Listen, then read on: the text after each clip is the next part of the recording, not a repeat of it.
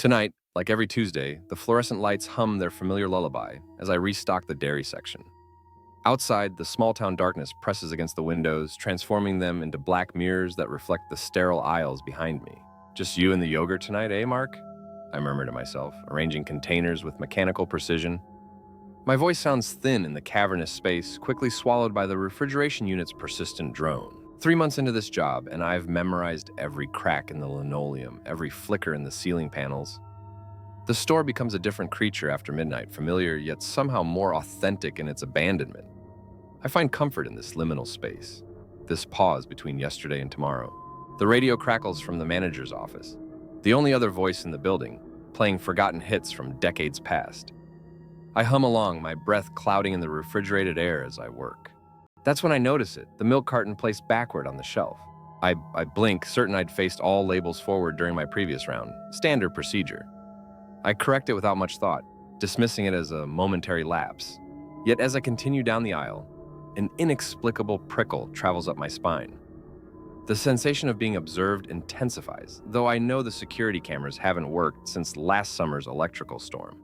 The song on the radio shifts to static for 3 beats before resuming. I glance toward the office, considering whether to check the ancient receiver, when something catches my eye in the reflection of the glass doors. A shadow moving between aisles where no shadow should be. I spin around, nothing but empty space greets me. Hello? My voice emerges smaller than intended. Manager Doyle, is that you? Only the hum of refrigeration answers. I return to my task, but my movements have lost their rhythm. The fluorescents above the produce section flicker twice, casting momentary darkness over the gleaming fruits and vegetables. When the light stabilizes, I could swear the pyramid of apples has been rearranged. The perfect red delicious that had crowned the display now mysteriously absent. You're tired, that's all. I check my watch, 2:17 a.m., the deadest hour of the night. I've always found a peculiar peace in these hollow hours, but tonight, the silence feels weighted, as if the air itself has thickened around me. As I wheel my restocking cart toward the canned goods, I notice the floor feels different beneath my feet. Slightly tacky as though recently mopped, but I haven't mopped tonight, and neither has anyone else. The night cleaning crew doesn't come until Thursday. I look down. The linoleum appears normal, yet each step produces a subtle resistance, like walking through invisible syrup. When I reach aisle 7, I freeze. The cans of soup, which I'd meticulously arranged by type and flavor at the beginning of my shift, have been systematically inverted, labels facing backward, identical to the milk carton. My mouth goes dry. This isn't funny, I call out, my voice echoing unnaturally. If someone's here, show yourself. The radio abruptly shifts to a low, atonal hum that bears no resemblance to music. From the corner of my eye, I catch movement by the entrance. The automatic doors sliding partially open despite no one approaching, then closing again with a soft, pneumatic sigh. I abandon my cart and walk briskly toward the front, my heartbeat accelerating. The doors remain motionless as I approach, their sensors dormant.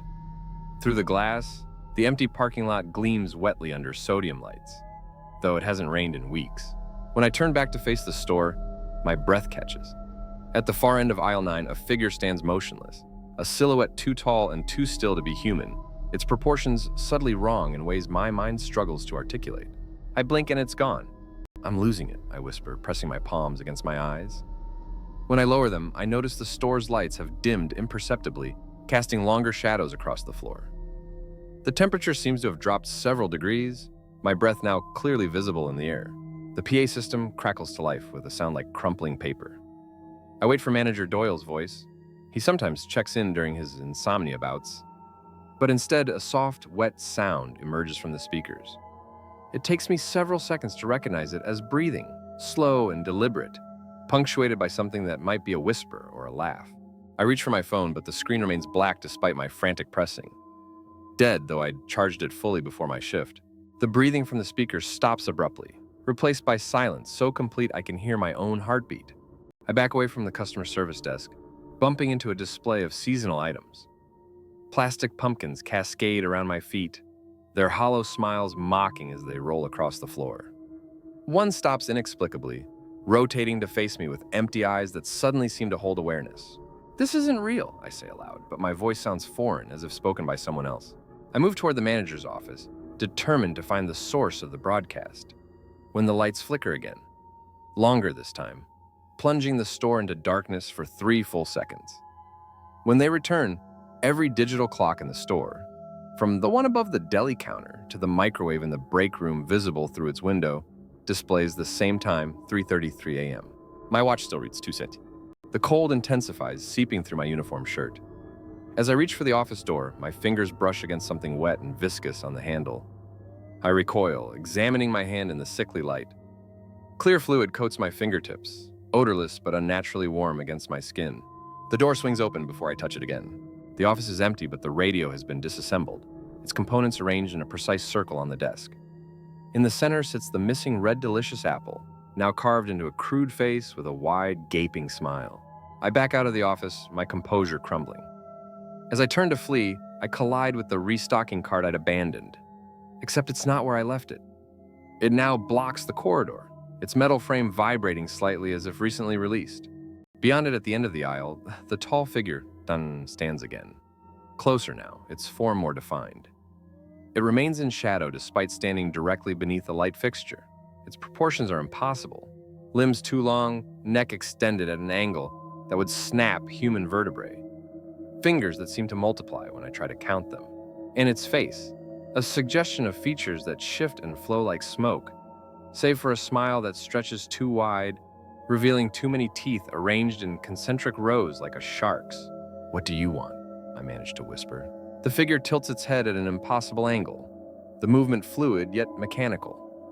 When it speaks, its mouth doesn't move, yet I hear the words clearly, as if they're being whispered directly into my ear. Now you speak to yourself in empty places, voice in the darkness. I recall my casual greeting to the yogurt earlier, a harmless habit of talking to myself during the lonely hours. Had that somehow been an invocation? The figure takes a step forward, its movement like stop-motion animation, jerky yet precise. The temperature plummets further, frost crystallizing on the freezer doors around us. "I've always been here," It continues, its voice now coming from behind me, though the figure remains in front. In the spaces between moments and the silence between words, watching through the eyes of forgotten things. I back away, my heel striking something soft. Glancing down, I see the floors now covered with more red delicious apples, each carved with the same grinning face, their pulp glistening wetly under the flickering lights. The figure is suddenly beside me, moving without crossing the intervening space. This close, I can see it has no eyes, only deep recesses that seem to swallow light. Its smile widens impossibly, splitting its face in half to reveal a void darker than mere absence of light. "You are alone here," it says, its voice now coming from the PA system, the radio, and the space around me simultaneously. "As you have always been, as you will always be." My back presses against the cold glass of the dairy case. Inside, all the products have been rearranged to face backward, their labels now displaying text in an alphabet I've never seen before. "Leave me alone," I plead, my voice barely audible. The figure extends one elongated hand, its fingers unnaturally jointed and tipped with what might be claws or might be more fingers, endlessly subdividing. It says, almost tenderly, "But now I'm here, with you, within you." A violent chill seizes my body as the creature's hand passes through my chest without breaking the skin, yet I feel its presence inside me, cold and ancient and hungry. My vision darkens at the edges, the store receding as if viewed through a narrowing tunnel. The last thing I see before consciousness slips away is my own reflection in the dairy case glass. My face, but not my face.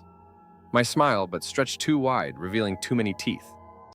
I wake to Manager Doyle shaking my shoulder, concern etched on his weathered face. "Mark, you okay, son? Found you passed out by the dairy section." I blink, disoriented. Morning light streams through the entrance doors. My shift has ended. My voice catches on, "What time is it?" 6:15. Opening crew just arrived. He helps me to my feet. "You're white as a sheet. Maybe you should take tonight off." I nod mechanically, surveying the store. Everything appears normal. Products faced properly, no apples on the floor, no frost on the freezer doors. The radio plays a cheerful morning show from the intact receiver in the office. "I think I just need some sleep," I manage. As Doyle walks me to the exit, I catch my reflection in the automatic door's glass. For a split second, I see something behind my eyes, something sinister and smiling, before it recedes into the depths. "See you tomorrow night?" Doyle asks as I step outside. I hesitate, knowing I should never return to this place.